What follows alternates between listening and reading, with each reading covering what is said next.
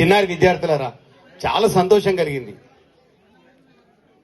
పిల్లలు స్వాగత నృత్యం కానివ్వండి, ఇంతకుముందు చేసిన బాయిలో నిబ్బల్లి పలికి ఆ పాట కానివ్వండి, నేను ప్రేరణ పొందిన, నేనేదో ప్రేరణ కలిగిద్దామని వచ్చినాం. కానీ పిల్లల్లో ఇంత అద్భుతమైనటువంటి టాలెంట్ ఉందంటే, మాకు తెలియనటువంటి విషయాలు సెల్ ఫోన్లో కానీ, కంప్యూటర్లో కానీ, ల్యాప్టాప్లో కానీ మరి వాళ్ళకి ఎట్లా తెలుస్తుందో తెలియదు. ఇది చాలా ఉపాధ్యాయులందరికీ ఐఎఫ్పి ప్యానల్స్ వచ్చినాయి మా పాఠశాలల్లో.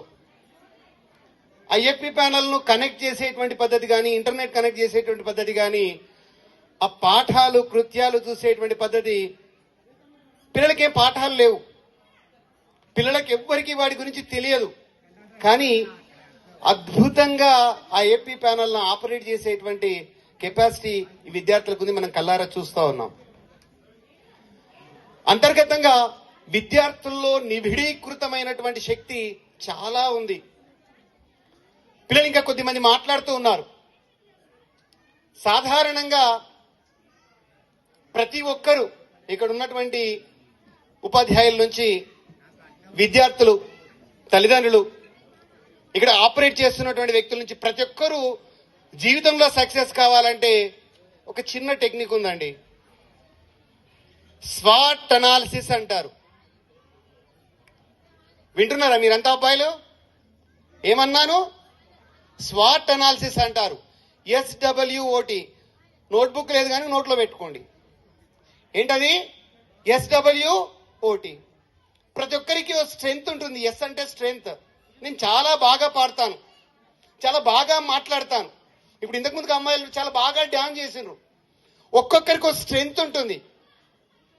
ఇక్కడ ప్రతి ఒక్కరిలో, విద్యార్థులే కాదు, ఇక్కడ ఉన్నటువంటి పెద్దవాళ్ళు, తల్లిదండ్రులు, ప్రతి ఒక్కరిలో ఒక టాలెంట్ ఉంటుంది. ఇంతకుముందుగా ఒక డాన్స్ చేసిండ్రు పిల్లలు. రాను బొంబాయికి రాను. ఎక్కడ అబ్బాయి? మన పాలమూరు బిడ్డ, భూత్పూర్ పక్కన గోప్లాపూర్కు చెందినటువంటి అబ్బాయి ఈరోజు కోట్ల రూపంలో బంజారా హిల్స్ లో పెద్ద భవనం కొని పెద్ద కారులో తిరుగుతూ ఉన్నాడు. అబ్బాయి బీటెక్ చేసిండా? సాఫ్ట్వేర్ ఇంజనీరా? డాక్టరా? టీచరా? ఏం కాదు. కరోనాలో ఉన్నప్పుడు డ్యాన్స్ ప్రోగ్రాంలో పాల్గొంటూ డ్యాన్సులు చేస్తూ, కరోనా కాలంలో ఇంట్లో ఉన్న సమయంలో లిరిక్ రైటర్గా పారి, అంటే ట్రాన్స్ఫర్మేషన్ అంటారు దీన్ని, రూపాంతరం చెందడం అంటారు. ఒకప్పుడు మేము చిన్నప్పుడు టైప్ ఇన్స్టిట్యూట్లు ఉండేవి. ఇప్పుడు ఏం టైప్ ఇన్స్టిట్యూట్లు కనిపించట్లేదు. టైప్ ఇన్స్టిట్యూట్లు అన్నీ కూడా ట్రాన్స్ఫార్మ్ అయ్యాయి, కంప్యూటర్ ఇన్స్టిట్యూట్లుగా మారిపోయాయి. పరిస్థితులకు తగ్గట్టుగా తనను తాను మార్చుకోవడమే ట్రాన్స్ఫర్మేషన్. నేనేంటి టీచర్ను, ఒక తెలుగు ఉపాధ్యాయుడిని. ఈరోజు 478వ మోటివేషన్ క్లాస్ చెప్తా ఉన్నాను. ఎట్లా సాధ్యమైంది? MSc సైకాలజీ చదివి, MA తెలుగు చదివి, MSc జువాలజీ చదివి, MEd చేసి, diploma course in guidance and counselling చేసి, ఒక 3 పుస్తకాలు రాసి, 60 డిజిటల్ పాఠాలు చెప్పి, స్టేట్ రిసోర్స్ పర్సన్ గా పనిచేస్తూ, పాఠశాలలో తెలుగు ఉపాధ్యాయుడిగా పనిచేస్తూ, ఇప్పటికీ ప్రతి నెల 2 మాసపత్రికలకు సైకలాజికల్ ఆర్టికల్స్ రాస్తూ నేను మీ ముందుండడానికి కారణం, నేను ఒక ప్రభుత్వ పాఠశాలలోనే చదువుకున్నాను. పిల్లలు బాగా గుర్తుపెట్టుకోండి. నేను చిన్నప్పటి నుంచి నేను PG చేసేదాకా ప్రతి చదువు కూడా ప్రభుత్వ పాఠశాలలో, ప్రభుత్వ కళాశాలల్లోనే చదివాను. ఈ స్థాయికి రావాలంటే మళ్ళీ స్వాట్ అనాలిసిస్ కు మళ్ళీ వస్తాను. సాధారణంగా బెలూన్ పైకి ఎగరాలంటే కలర్తో సంబంధం లేదు.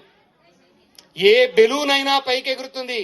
ఎప్పుడు దాన్ని ఊది దారం కట్టి పైకి ఎగిరేస్తే అది ఎర్ర బెలూన్ అయినా, తెల్ల బెలూన్ అయినా, నల్ల బెలూన్ అయినా, ఏదైనా పైకి ఎగురుతుంది.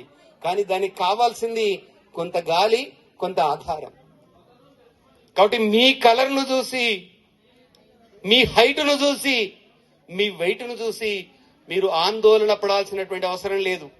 ఎవ్వరికైనా గుర్తింపు ఎక్కడొస్తుందంటే వ్యక్తిత్వాన్ని బట్టి వస్తుంది. చిన్న పిల్లగాడు ఇప్పుడు ఇంతకు నేను చెప్పినటువంటి గోపాలపురం చిన్న పిల్లగాడు చూస్తే ముత్తకంత ఉంటాడు. కానీ ఈరోజు యూట్యూబ్ ని షేక్ చేస్తా ఉన్నాడు, తెలుగు రాష్ట్రాలను షేక్ చేస్తా ఉన్నాడు. ఎట్లా సాధ్యమైందంటే అద్భుతంగా పాటలు వాస్తున్నాడు, అద్భుతంగా పాటలు పాడుతూ ఉన్నాడు, అద్భుతంగా డ్యాన్స్ చేస్తా ఉన్నాడు. నేను సంపాదించిన దానికంటే ఎక్కువ సంపాదించాడు ఒక 4-5 పాటలతో. కాబట్టి మీలో ప్రతి ఒక్కరిలో టాలెంట్. ఇక్కడ ఇంత అద్భుతంగా డ్యాన్స్ చేశారు. పిల్లలు చదవరు సార్, ఇంటెలిజెంట్ ఉంటారు సార్, యావరేజ్ స్టూడెంట్స్ ఉంటారు సార్, బిలో యావరేజ్ ఉంటారు. నేను ఒప్పుకోను. ప్రభుత్వ పాఠశాలల్లో చదివేటువంటి విద్యార్థులు తాలు మిగిలి ఉంటారు సార్. మంచి పిల్లలు ప్రైవేట్ పోయింటారు సార్, మంచి పిల్లలు రెసిడెన్షియల్ పోయింటారు సార్. లేదు, నేను ఒప్పుకోను. పిల్లలందరూ ఇంటెలిజెన్స్ కాకుంటే ఇంత మంచిగా డాన్స్ ఎట్లా చేస్తారు?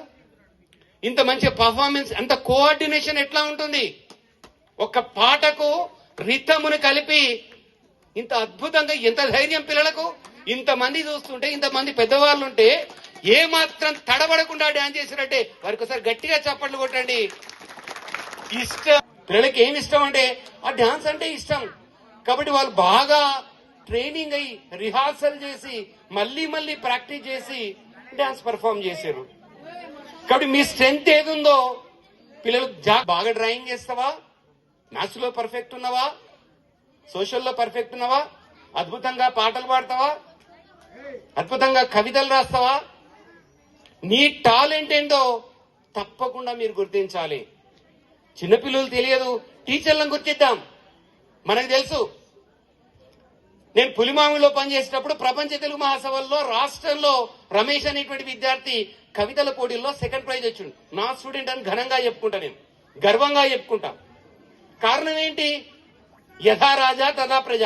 మనం ఎట్లా ఉంటామో మన పిల్లలు అట్లా తయారవుతారు. దయచేసి తల్లిదండ్రులకు విజ్ఞప్తి ఏంటంటే మీ పిల్లలకు టైం ఇవ్వండి ప్లీజ్. ఇవ్వట్లేదు టైం. అరే 6 నెలల పంట కోసం ఎంత ఆరుగాలం కష్టపడతారే. 60 ఏళ్ల పంట బిడ్డ మన పిల్లలు కాదా? 60 ఏళ్ల, కనీసం 60 ఏళ్ల పంట మన పిల్లలు. మరి వారి కోసం ఎంత టైం కేటాయించాలి? లేదు సార్, నేను చదువుకోలేదు. అవసరం లేదు. చదువుకోవాల్సినటువంటి పని లేదు, మీకు చదువు రావాల్సినటువంటి పని లేదు. కాస్త పేషెన్స్ ఉండి, కాస్త ఓపిక ఉండి, కొంత సమయాన్ని విద్యార్థులకు కేటాయిస్తే, మీ పిల్లలకు కేటాయిస్తే అద్భుతమైనటువంటి శక్తులుగా మీ పిల్లలు రూపుదిద్దుకుంటారు. ఒక ఎగ్జాంపుల్ చెప్తాను. ఒక సందర్భంలో ఒక వ్యక్తికి నోబెల్ బహుమతి వచ్చింది. ఆ నోబెల్ బహుమతి